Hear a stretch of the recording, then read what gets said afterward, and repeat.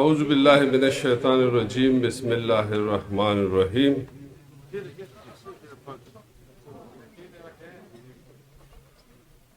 صاحب صدر جناب ساگر تنقیدی صاحب د صدارتی مجلس درنو محترمو زما شاعرانو ملګرو د سوات درنو پښتنو السلام علیکم. د ټولو نه اول خو د نیکبي خیل پښتو ادبي جرګې توتانو باندې ډېره شکریه چې هغوی دا غونډه را جوړه کړه.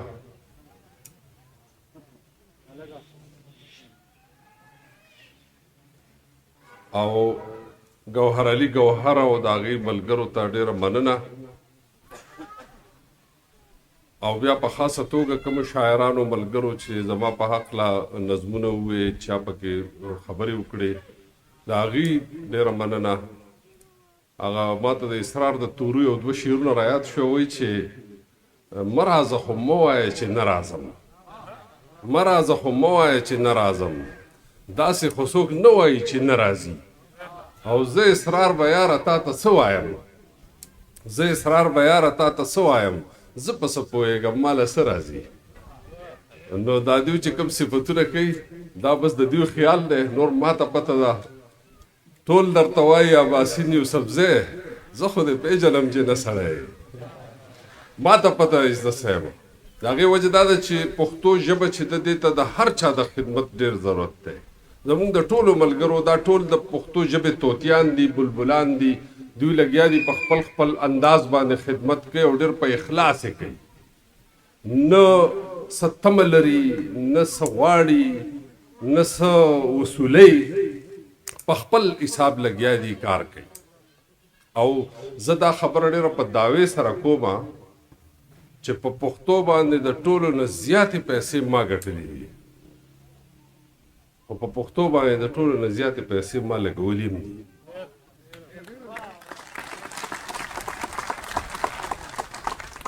زما دا ملګری دی فاروق شاه صاحب، پته نشته چې چېرته ناست دی. هغه چې دی هغه ما ته وایي یاره ستا د میاشتې د تیلو خرچه څه ده؟ ما ته اکثر داسې وایي. نو زه ورته داسې دروغ ووایم، کله ورته وایم یاره 4 ټینکۍ، کله ورته وایم 5 ټینکۍ، نور خو هغه ته پته ده چې زما څومره خرچه ده. نو ما چېرې هم دې ته سوچ نه دی کړی چې یاره دې ځای کې زما تاوان به څومره وي. ګټې دپاره وروستو بیا ما سوچ کړی، اول ما د خدمت دپاره سوچ کړی چې خدمت به څومره کولی او د هغې نه پس به بیا څه کړي.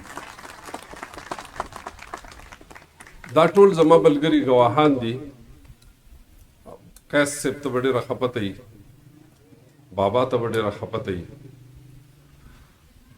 عطا صاحب خو تاسو ته خپلې خبرې وکړې، خو هغه مختلف میدانونه ته هم یاد کړه چې کومو میدانونو کې دی څه کوي. مونږ ټول عمر د یو بل سره په خاموش انډرسټینډینګ باندې د خپلې ژبې خدمت کړی دی او دا هغه ژبه ده چې دا مونږ په خوب په دې ژبه کې وینو. تاسو کې څوک شته تاسو له به ښه انګریزي هم درځي، اردو به هم درځي؟ تاسو کې چا چېرته په انګریزۍ کې خوب لیدلی، چا په اردو کې خوب لیدلی؟ دا کم کسان چې په عربو کې وخت تېروي دوی په عربۍ کې چا خوب لیدلی؟ تاسو چې خوب وینئ په کومه ژبه کې وینئ؟ په پښتو کې وینئ. نو پښتو ستاسو مورنۍ ژبه ده او دا ستاسو په لاشعور کې پرته ده.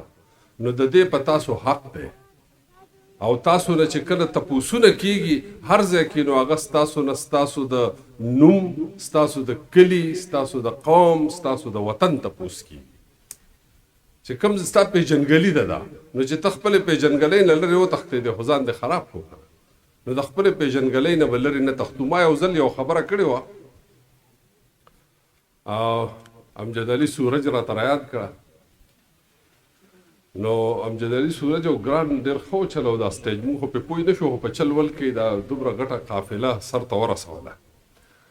نو ما یو ځل خبره کړې وه چې د دنیا ته تهذیب مونږ ښودلی، نو د دې نه بیا ځینې خلکو ټوقه جوړه کړه. څوک لګیایي، مطلب دا چې په مختلفو کیفیاتو کې خلک ښیي او بیا د هغې نه ټوقه جوړه شوې. نو زه دا یو ورځ بجلیګر مولانا ته چا وویې، ورته مولانا صاحب پیغمبر صلی الله علیه وسلم خو به کنځلې نه کولې، ته دا کنځلې ولې کوې؟ نو هغه ورته په جواب کې ډېره ترخه خبره کړې وه، خو زه به یې لږه خوږه ووایم، هغه ورته وویل پیغمبر صلی الله علیه وسلم ته به صحابیان ناست او ما ته ستاسو غوندې دلګان ناست نو ځکه مې درته کنځلې ته کومه. نو ما چې د کومو پښتنو په حق له خبره کړې نو هغه 50 کاله مخکې 70 کاله مخکې 80 کاله مخکې 100 کاله مخکې وو چې هغه پښتنو زموږ دپاره ډېرې لویې کارنامې کړي دي او هغوی موږ له په دنیا کې ډېر عزت ګټلی دی. په هندوستان باندې پښتنو 1500 کاله بادشاهي کړې ده. د پښتنو بادشاهانو قبرونه اوس هم هندوان ورته ځي په هندوستان کې او هغوی ته دعاګانې غواړي. سوچ کوئ هندوان ورته هم دومره احترام لري چې دا د مسلمانانو پښتنو قبرونه دي او د دې نه مونږ لاړ شو چې زمونږ ورځ ښه شي. دومره احترام ورته خلک لري چې دا منصفان بادشاهانو، اکه غوریانو، اکه ابدالیو، اکه شیرشاه سوریو، اکه لودیانو، چې دا کم بادشاهان تیر شوي دا تاسو چې تاریخ وګورئ تاسو د تاریخ نه په دې نه خبر چې ستاسو په نصاب کې خپله ژبه نشته او کومه ژبه چې په نصاب کې نه وي، کومه ژبه چې په مارکیټ کې نه وي، کومه ژبه چې په میډیا کې نه وي نو هغه ژبه ترقي نه کوي. پښتو چې دا د 10 کروڑو خلکو ژبه ده او د 10 کروڑو کې به مونږ ووایو چې یو 2 کروڑه پکې بې ننګه پښتانه شو، اوس هم 8 کروڑه ننګیالي پښتانه په دنیا کې موجود دي. پښتو ژبې ځان تر اوسه پورې په پیړو ژوندی ساتلی دی او ځان به ژوندی ساتي. پښتو ته هیڅ خطر نشته. خطره هغه چاته ده چې څوک په دننه په ځان کې یریږي. پښتو چې د دې ډېر لوی تهذیب دی، لوی تاریخ دی، دې کې ډېر څیزونه دي. د دې شاعرانو ګورې، د دې ولسي ادب ګورې، د دې ولسي ورثو ګورې، زموږ سره هر څه شته. زموږ اتلان چې ګورې هغه په دنیا کې مشهور دي، هغوی کارنامې کړي دي. نو د دې هیڅ یره نشته چې پښتو ته څه خطره پیښه ده. البته دا ده چې د دې دپاره چې د چا څه وس کېږي په خپل ځای کې کوشش کوئ چې دا پښتو د نصاب ژبه شي، پښتو د مارکیټ ژبه شي. پښتو تاسو چې په دکان په بازار کې دکان جوړوئ نو په هغې باندې چې تاسو لیکئ چې ګولډن جنرال سټور نو په هغې باندې د پښتو ولې نه لیکئ چې زرورین دکان یا زرورین اټۍ. صحیح ده که نه؟ نو دغسې چې موږ په پښتو کې لیکو نو هغې سره موږ د یو بل سره پښتو وایو. اکثر موږ د یو بل سره حساب کتاب د ځان سره لیکو نو هغه په انګریزي یا په اردو کې لیکو. د ځان سره هم انګریزي او اردو وایو. ځان سره ښځه راته وایي ټماټر راوړه، پیاز راوړه، الو راوړه، نو هغه موږ په دغه کې لیکو، په انګریزي کې او په اردو کې لیکو. نو په کار دا ده چې موږ په خپله ژبه کې د ځان سره خبرې کوو. زموږ ورور عزیز بهري هغه ته موږ خط لیږو، هغه ته موږ ایمیل لیږو نو هغه ورته په بله ژبه کې لیږو. په کار دی چې په خپله ژبه کې ورسره خبرې وکړو. نو دا ژبه به هله ترقي کوي چې موږ ټول په شریکه باندې د دې د ترقۍ دپاره کار وکړو. او دا نورې ټولې ژبې چې دي دا زموږ تروریانې دي او چاچیګانې دي، مامیګانې دي، خو جنت د مور د خپو لاندې دی. د خپلې مور خدمت به کوې نو هله به جنت ته ځې. د هغې نه پس چې اوزګار شې نو د ترور خدمت به هم کوې او د چاچي خدمت به هم کوې او د ترور د مامي خدمت به هم کوې. نو دا زمونږه دا ټولنې چې دي لکه فرض که دا نیک پخیل پښتو ادبي ټولنه ده یا زمونږ نورې ادبي ټولنې دي یا دا شاعران ادیبان ملګري کم کار کوي نو د دوی په دې کې ذاتي هیڅ ښېګړه نشته. هغوی د قام درد لري او د قام دپاره لګیا دي. دا ټول چې راغلي دي پوره ورځ یې خپله خرابه کو ناست دي نو په دې خیال باندې چې هغه د خپلې ژبې خدمت په ځان لازم وي. زه وخت نه اخلم، زه به ته یو غزل ووایم او بیا به ځنه اجازت واخلم. قیصه بابا بس دا یو بالکل تازه غزل به لیکلی یا به ته ووایم او بیا به ځنه اجازت واخلم. بالکل تب تخیږي تب.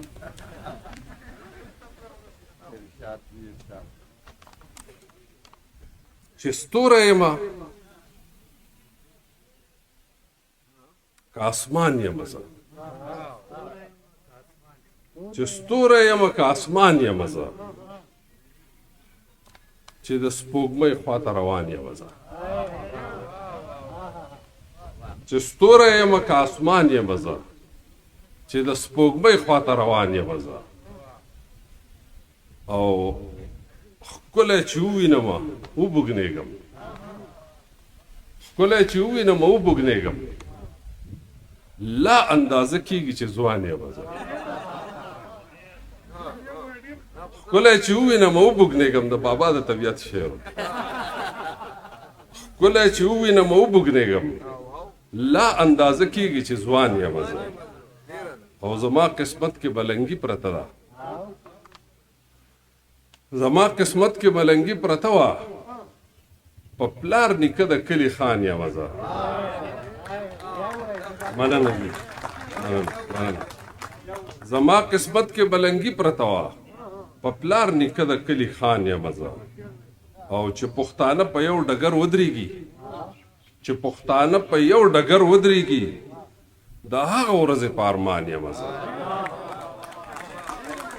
مننه دي چې پښتانه په یو ډګر ودرېږي د هغه ورځې په ارمان یم زه او خودغرضي مې څه بې حده شوله خودغرضي مې څه بې حده شوله ناطق به یمه خو حیوان یم زه خودغرضي مې څه بې حده شوله ناطق به یمه خو حیوان یم زه او 100 پیړۍ تېرې شوې خو 100 مې نه کړه 100 پیړۍ تېرې شوې خو 100 مې نه کړه د ځان یم ځکه خو په ځان یم زه او پښتو چې څومره اجازت کړی دی پښتو چې څومره اجازت کړی دی ملګرو دومره مسلمان یم زه پښتو چې څومره اجازت کړی دی ملګرو دومره مسلمان یم زه یعنې خپل خور لور له په جایداد کې برخه نه ورکوم او ځان ته پښتو او آنر کیلینګ چې کوم نو دا نه کوم چې یاره اسلام څه ویو پښتو چې څومره اجازت کړی دی ملګرو دومره مسلمان یم زه او ګوره لا نور منزلونه ګوره لا نور منزلونه ګوره چې اباسین یم روان یم زه چې ستوری یم که اسمان یم زه چې ستوری یم که اسمان یم زه چې د سپوږمۍ خواته روان یم زه ډېره مننه کوم ستاسو د ټولو د راتګم او د خپلو کوربنو خاص